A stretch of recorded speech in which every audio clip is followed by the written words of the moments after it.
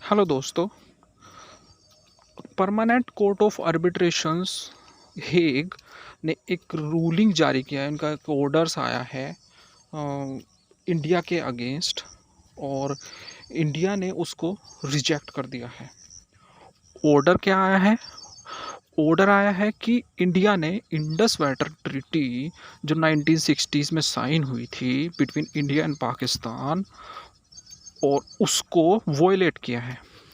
But India ने इसको मना किया। इंडिया ने कहा कि हमने ऐसा कुछ नहीं किया है, लेकिन इंडिया ने इसको डिनाई कर दिया। और इंडिया ने ऐसा मतलब डिनाई क्यों किया वो भी बताएंगे। पहले जानते हैं कि एक्चुअल में ये मैटर था क्या वहाँ पर। मैटर ये था कि इंडिया ने कुछ सालों पहले 2016 से पहले दो हाइड्रो पावर प्रोजेक्ट्स जो थे वो स्टार्ट किए थे जम्मू एंड कश्मीर में। पहला हाइड्रो पावर प्रोजेक्ट जो था वो रातले हाइड्रो पावर प्रोजेक्ट है जो कि चेनाब रिवर के ऊपर है। दूसरा हाइड्रो पावर प्रोजेक्ट जो है वो झेलम रिवर के ऊपर है। ठीक है, उसका नाम है किशनगंज पावर प्रोजेक्ट। ठीक है, ये दोनों पावर प्रोजेक्ट शुरू किए थे। अब पाकिस्तान बोल रहा था कि ये आपके अंडर में नहीं आते हैं। ठीक है, ये रिवर्स दोनों इंडस वाटर ट्रीटी के अंदर ही आपके अंडर में नहीं आती है, तो आप इनको नहीं बना सकते हो। बट इंडिया के पास में एक वैलिड एक लीगल रीज़न था इनको बनाने का, जो कि हमको पता लगता है अगर हम इंडस वाटर ट्रीटी को देखते हैं अच्छे से। तो उसमें क्या था, जब ये 1960s में साइन हुई थी तो उसमें एक पर्टिकुलर प्रोविज़न दिया गया था कि इंडिया और पाकिस्तान जो हैं वो दोनों तीन तीन रिवर्स को रखेंगे, यानी कि इंडस, झेलम और चेनाब। ये तो चली गई थी पाकिस्तान के हिस्से में, वेस्ट फ्लोइंग रिवर्स थी। और जो ईस्ट फ्लोइंग मतलब ईस्ट फ्लो नहीं होती है, वो ईस्टर्न जो रिवर्स होती हैं उनको बोला गया था। वो रिवर्स आ गई थी इंडिया के हिस्से में, रवि, ब्यास, सतलज। ठीक है, अभी बात उनमें क्या बोला गया था कि इंडिया के पास ओनली 20% ही वाटर आ रहा था। ठीक है, और जबकि पाकिस्तान के पास जो जा रहा था टोटल वाटर्स का वो 80% से अबव जा रहा था। तो अब इंडिया के साथ तो इसमें गलत हो रहा था ना, क्योंकि आफ्टर ऑल जो 6 रिवर्स हैं including the Indus and east tributaries, वो पास थ्रू तो इंडिया से ही हो रही है ना।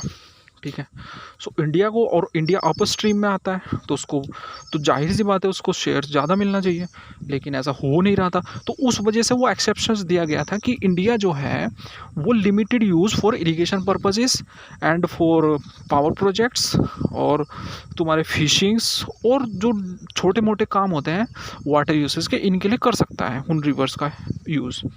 बट पाकिस्तान इस चीज़ को टोटली डिनाई करता हुआ आ रहा है through out the time period.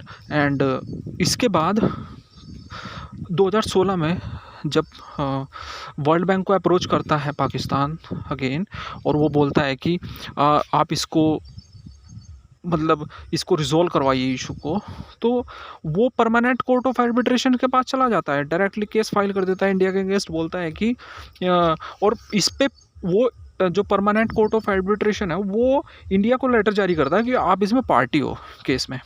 लेकिन इंडिया उस चीज़ को डिनाई करता है, बोलता है ये इसमें ट्रीटी के जो प्रोविजंस है ये उनके अगेंस्ट है, क्योंकि इसमें लिखा गया है कि एक न्यूट्रल एक्सपर्ट होना चाहिए, उसमें कोई कोर्ट आर्बिट्रेट नहीं करेगा। ठीक है, तो यहाँ पर आके बात बिगड़ गई। इंडिया ने बोल दिया हम नहीं मानेंगे, और कोर्ट ने ऊपर से एक लेटर भी जारी कर दिया इंडिया के अगेंस्ट में, स्टेटमेंट की ऑर्डर जारी कर दिया कि इंडिया इसमें पार्टी है और हम इसको आर्बिट्रेट करेंगे, हमको कोई नहीं रोक सकता, हम इसका प्रॉपर जुरिस्डिक्शन में आते हैं। ठीक है, ऐसे बोल दिया।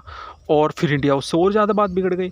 अब इंडिया क्या था कि उस टाइम पर जो भी चीज़ें थी वो इतनी मतलब इतनी वो धीरे धीरे चलती आ रही थी। 2022 में इंडिया 2022 के बाद में जब फरवरी अभी 2023 में आया तो न्यूट्रल जो एक्सपर्ट ग्रुप था, ठीक है, जो अपॉइंट हुआ था, ठीक है, उसने मीटिंग्स करनी चालू करी। एक अभी सितंबर में होने वाली है 2023 में ही। ठीक है, तो इंडिया बोल रहा है कि आप पैरेलल में कोई प्रोसीडिंग्स नहीं चला सकते, जबकि एक ऑलरेडी प्रोसीडिंग चल रही है। ठीक है, सो न्यूट्रल एक्सपर्ट ग्रुप की, ठीक है, वो चल रही है पैनल। सो आप परमानेंट कोर्ट ऑफ आर्बिट्रेशंस को क्यों बीच में लेके आ रहे हो, ठीक है। सो बात तो सही है। अब यहाँ पर फिर क्या होता है कि ये सब चल रहा था, तो इंडिया को तो ऑब्वियसली है कि उसको मना ही करना था कि हम इसको नहीं करेंगे, हम इसको नहीं मानेंगे, ठीक है। अब ये तो हो गया। अब इंडस वाटर ट्रीटी जो थी वो तो चलो मतलब 1960s में इंडिया के जो प्राइम मिनिस्टर थे जवाहरलाल नेहरू साहब, और आपके वो जो अयूब खान साहब थे प्रेसिडेंट जो थे पाकिस्तान के, उनके बीच में साइंड हो गई थी वो ट्रीटी, ठीक है। वो तो इशू चल गया था। अभी क्या हो रहा है ना कि इंडिया में जो, अब इसके बाद में हम देखते हैं थोड़ा सा हाइड्रो इलेक्ट्रिक प्रोजेक्ट्स की जो स्टेटस है, ठीक है, वो इंडिया में किस तरीके से, और ये इस तरह के प्रोजेक्ट्स इंडिया मतलब बना रहा है, किस तरीके से काम कर रहे हैं, कैसे काम कर रहे हैं, वो सब देखते हैं, ठीक है। तो इसमें पहला तो ये है कि इंडिया में जो हाइड्रो इलेक्ट्रिक प्रोजेक्ट्स हैं उनकी जो एक स्टेटस है वो ये है कि ये मतलब ओनली 12% के आसपास जो है, ठीक है, टोटल इलेक्ट्रिसिटी जनरेशंस में से वो हाइड्रो इलेक्ट्रिक के हिस्से आता है। बाकी सारा जो है वो ओवरऑल अलग है, ठीक है। जबकि इंडिया ने जो है वो टारगेट्स भी रखे हुए हैं कि हमको एनर्जी ट्रांजिशन करना है, रिन्यूएबल एनर्जी अचीव करनी है लगभग 40% 2030 तक, ठीक है। और 175 गीगावाट का भी टारगेट था, वो तो अचीव हो चुका है, ठीक है। 500 गीगावाट रिन्यूएबल एनर्जी का टारगेट अगेन दिया हुआ है, वो भी हो ही जाएगा, ठीक है। लेकिन प्रॉब्लम कहाँ आ रही है? प्रॉब्लम ये आ रही है कि इंडिया का जो रिन्यूएबल एनर्जी का जो कॉर्पस है ना पूरा जनरेशन का, उसमें इसकी जो परसेंटेज है हाइड्रो पावर की बहुत कम है, ठीक है। ओनली इंडिया की बात करी जाए, जो इंडिया के जो मिनिस्टर्स हैं, पावर मिनिस्टर्स, उन्होंने भी साफ बोला हुआ था कि इंडिया जो है वो पोटेंशियल जो है ना हाइड्रो पावर का वो यूज़ नहीं कर पा रहा है, ठीक है। वो केवल 29% से 30% के आसपास ही उसका पोटेंशियल को यूटिलाइज कर पा रहा है, ठीक है। जबकि अगर आप कंपेयर करें ना यूएसए में 80%, यूरोपियन यूनियन में 70% उनका जो पोटेंशियल है उसको यूज़ करते हैं वो लोग, ठीक है। तो ये प्रॉब्लम हो गई। और दूसरी क्या है ना कि इसकी जो हाइड्रो की जो कॉस्ट बैठती है ना वो बहुत हाई रहती है। कैसे?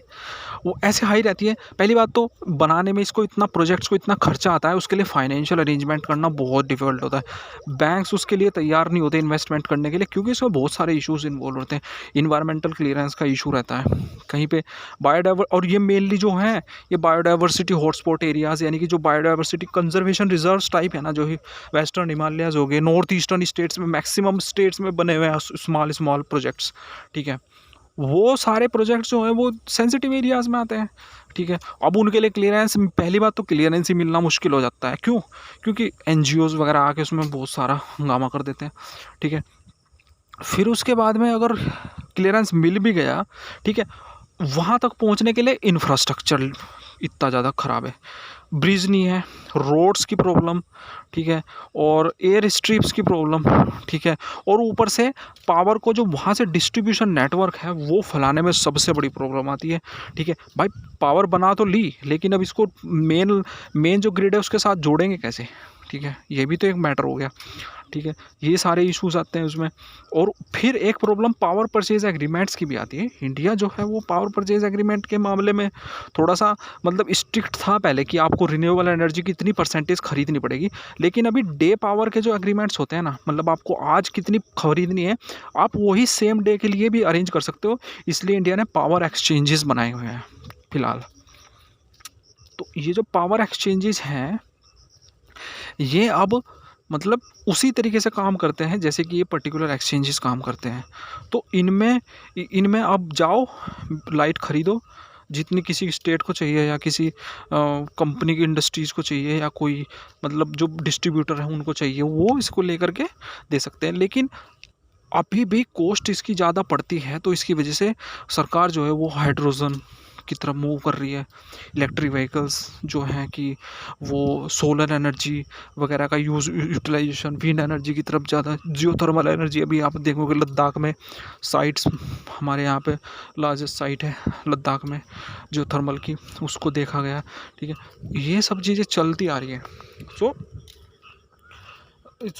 ये, और दूसरा क्या है ना, यूटिलाइजेशंस तो अब कर ले, लेकिन उसके लिए इतनी सारी प्रॉब्लम्स ये, अब जैसे पाकिस्तान ने रोड़ा अटकाया हुआ है इनमें, ठीक है, वो भी एक अलग से ही अपने आप में प्रॉब्लम है।